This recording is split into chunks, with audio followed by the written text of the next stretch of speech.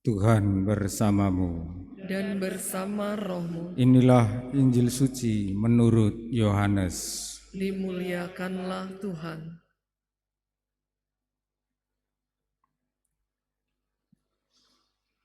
Pada waktu itu Yesus berangkat ke seberang Danau Galilea, yaitu daerah Tiberias.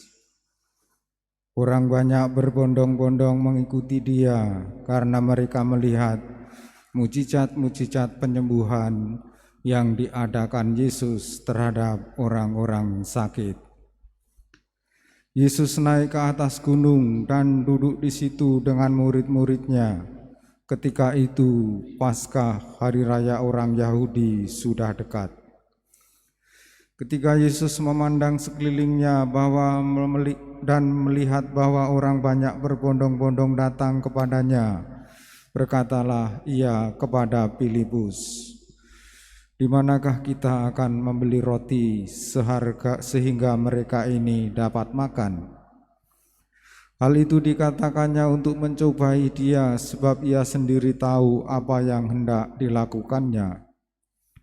Jawab Filipus kepadanya, "Roti seharga 200 dinar tidak akan cukup untuk mereka ini, sekalipun masing-masing mendapat sepotong kecil saja." Seorang dari murid-muridnya, yaitu Andreas, saudara Simon Petrus, berkata kepadanya, "Di sini ada seorang anak yang membawa 5 roti jelai dan mempunyai 2 ikan.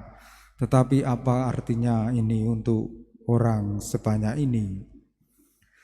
Kata Yesus, "Suruhlah orang-orang itu duduk, adapun di tempat itu banyak rumput, maka duduklah orang-orang itu kira-kira 5.000 laki-laki banyaknya." Lalu Yesus mengambil roti itu, mengucap syukur dan membagi-bagikannya kepada mereka yang duduk di situ. Demikian juga dibuatnya dengan ikan-ikan itu sebanyak yang mereka kehendaki.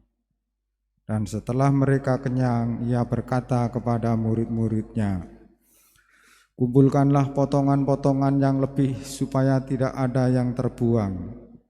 Maka mereka pun mengumpulkannya dan mengisi ke-12 bakul penuh dengan potongan-potongan dari ke-5 roti jelai yang lebih setelah orang makan. Ketika orang-orang itu melihat mujizat yang telah diadakan Yesus, mereka berkata, "Dia ini benar-benar nabi yang akan datang ke dalam dunia."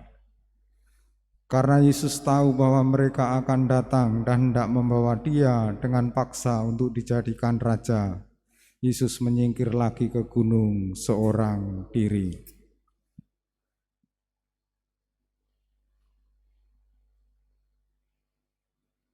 Demikianlah sabda Tuhan.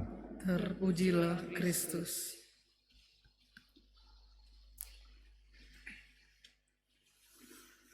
Umat Allah yang terkasih, kehadiran gereja muda setelah Yesus bangkit membingungkan banyak orang. Gereja muda itu anggota-anggotanya begitu karismatis, penuh wibawa, penuh kuasa, lincah, penuh keajaiban, berkembang, bertumbuh dengan cepatnya. Hal itu membingungkan banyak orang. Apakah ini gerakan berasal dari manusia atau dari Allah? Gamaliel mempunyai hikmat tersendiri atas gerakan gereja muda. Kata-katanya, "Biarkanlah mereka, sebab jika maksud dan perbuatan mereka berasal dari manusia, tentu akan lenyap. Tetapi kalau berasal dari Allah, kamu tidak akan dapat melenyapkan orang-orang ini. Mungkin nyata juga nanti bahwa kamu melawan Allah." Gereja muda sungguh-sungguh hidup dalam peristiwa Paskah, dan seluruh perjuangan mereka Yesus sendiri yang memimpin. Dalam Injil kelihatan sekali bagaimana Yesus memimpin seluruh perjalanan para murid. Apapun yang dikatakan Yesus kepada para murid melaksanakannya. Dengan 5 roti, 2 potong ikan, cukup bagi Tuhan untuk membuat mujizat-mujizat berkelimpahan. Asal para murid, para rasul ikut apa yang diperintahkan Yesus. Teladan gereja muda, teladan para rasul harus menjadi teladan hidup kita sebagai orang beriman.